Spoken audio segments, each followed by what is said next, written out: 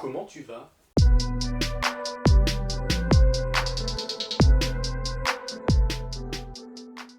Salut à tous mes sorciers, j'espère que vous allez bien, c'est Sam, on se retrouve aujourd'hui pour une toute nouvelle vidéo. Aujourd'hui les amis, vous l'attendiez, vous me l'avez demandé sur Instagram, on va parler d'anecdotes Harry Potter.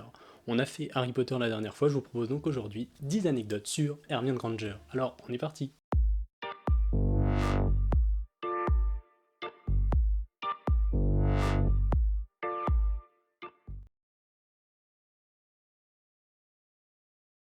Commençons d'abord par les infos de base. Hermione est née le 19 septembre 1979, c'est une émoldue, c'est-à-dire qu'en fait ses parents n'ont pas de pouvoir magique. Maintenant parlons de l'objet qu'elle utilise le plus, parlons de sa baguette. Sa baguette est faite en bois de vigne, elle mesure 27,30 cm, à l'intérieur on peut trouver du ventricule de dragon.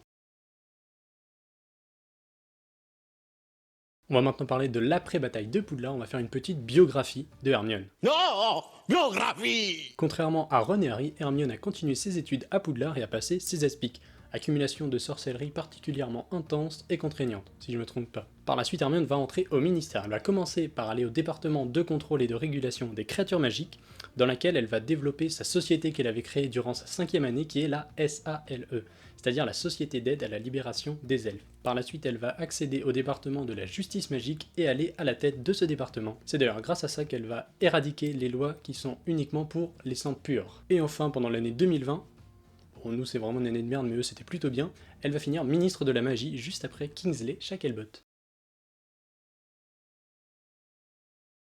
J.K. Rowling avait d'abord envisagé le nom de famille Puckle pour Hermione, mais s'est finalement décidé à l'appeler Granger. D'ailleurs, Hermione aurait dû avoir une sœur, mais comme ça ne collait pas avec l'intrigue, J.K. Rowling a décidé de la laisser enfant unique. Ça peut paraître un petit peu bizarre, mais Emma Watson a bien failli ne pas avoir le rôle de Hermione Granger. En fait, les auditions pour le rôle se déroulaient dans son école ce jour-là, et elle était la dernière à se présenter. Alors heureusement qu'elle y a été, mais il aura fallu encore 8 fois, je sais plus compter, mais il a fallu 8 fois pour avoir le rôle. Après le tournage de Harry Potter et l'Ordre du Phénix, Emma Watson a hésité à continuer le casting de Harry Potter. Mais heureusement pour nous, elle s'est résignée et a préféré garder le rôle parce qu'elle n'aurait pas supporté ou n'aurait pas vraiment voulu que quelqu'un ait le rôle à sa place. Dans le livre Harry Potter, au début, Hermione a des grandes dents, genre vraiment on dirait un lapin. Non, c'est un peu méchant quand même. L'équipe de maquilleurs a donc décidé de lui fabriquer un dentier et des fausses dents en fait sur mesure, mais le souci c'est que quand elle est portée en fait, elle arrivait pas vraiment à parler, ça donnait un petit peu des trucs comme ça. It's Leviosa, not Leviosa. Je suis vraiment trop drôle quoi. Après ça, du coup, l'équipe a décidé de lui retirer donc les fausses dents et qu'elle continue avec, ses vraies dents, quoi. Mais on peut apercevoir Hermione avec ce dentier, avec ses fausses dents, durant la dernière scène de Harry Potter à l'école des sorciers, juste ici. Feels strange to be going home, doesn't it?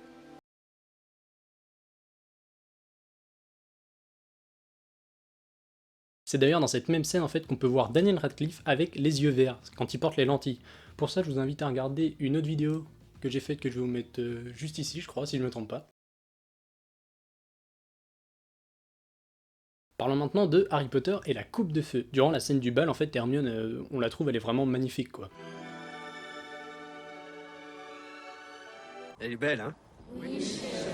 Ce qu'il faut savoir, c'est que sa robe a pris 3 putains de mois de fabrication et 11 mètres de mousseline rose. La purée mousseline? Ferme ta gueule. Ferme bien ta gueule. Et une petite anecdote assez sympathique, c'est qu'en fait, durant la première prise, vraiment la première prise où elle descend les escaliers, Emma Watson s'est vraiment cassé la gueule. Mais rassurez-vous, la robe n'a rien. Ah oui, et Emma Watson non plus, bien entendu. Connaissez-vous la plus grande peur de Hermione Granger, son épouvantard? Il s'agit tout simplement de l'échec. En fait, Hermione voit McGonagall qui lui apporte une mauvaise note. Alors en effet, il y en a par exemple qui ont peur de Voldemort, des détraqueurs, des mange-morts. Hermione, elle a peur de l'échec. Pourquoi pas? Tiens d'ailleurs, en parlant de McGonagall, ça me rappelle une petite anecdote. Juste après la bataille de Poudlard, elle a été nommée directrice et autorisé Hermione à reprendre les notes d'Albus Dumbledore afin de produire une nouvelle édition et une nouvelle traduction des contes de Beedle the Bard. Enfin, dernière anecdote assez marrante, Emma Watson a décidé de créer un groupe WhatsApp dans lequel en fait elle mettait tout le casting d'Harry Potter. Elle a décidé d'essayer de réunir tout le monde et elle disait que c'était un petit peu comme Pokémon. elle essayait de tous les attraper. Voilà, c'est déjà la fin de cette vidéo, j'espère qu'elle vous aura plu. Si ces 10 anecdotes vous ont plu, n'hésitez pas à mettre un petit commentaire et un petit like. Si jamais vous avez d'autres anecdotes en plus des miennes, n'hésitez pas à les mettre en commentaire afin de les faire partager à toute la communauté. Et enfin, n'oubliez pas de vous abonner. Et moi je vous dis à la semaine prochaine pour une nouvelle vidéo. Et en attendant, mes faits accomplis.